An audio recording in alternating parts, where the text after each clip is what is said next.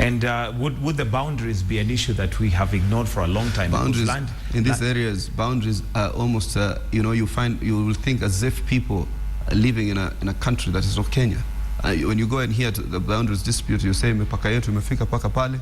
DC, or even the times of Kibaki, and now DC says he could not pursue the cattle beyond his district or beyond his territory, his jurisdiction. So he had to call another, the CDC or the OCS of the other county. You find some intricate kind of concepts in that area that you wonder. I thought Kenya was one sovereign nation under God, and therefore, okay, if I'm on hot pursuit of cattle raiders, I do not need to start calling the county commissioner of another county so that I can I can tell him now I have gotten to the border, so that now you follow up the cattle from that point. And these are things that are real in this area. So I think what happens, the border disputes. That's why I commend my brother. Mutula Jr., he brought a motion to the Senate which is supposed to resolve some of these boundary disputes that have been almost endemic to the Kenyan social fabric, and where people take lives of one another. It's happening not only in Turkana and West Pokot, it's happening on most of the areas of northern Kenya.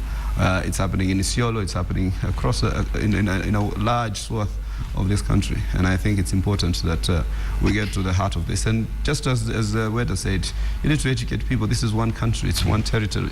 So therefore, these hang-ups of, but it's all about also resources, because one will feel that that area is richer than this other area, and therefore but we need to push our boundaries to that point and stuff of that nature.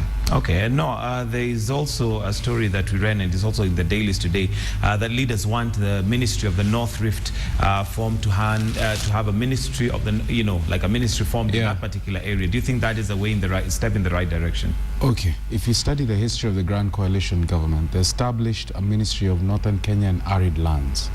And I think this played a huge role in creating a feeling of franchisement of the populations residing in these areas, as though they are part of Kenya, as though their agenda is important to the national social fabric of Kenya. So this would definitely be a possible solution in terms of an economic approach to it. However, it doesn't necessarily sort out the political issues that there exist, which need a political solution, and it also doesn't sort out the issues of proliferation of illegal arms in the area, which can only be solved by the police force. Okay. Yeah.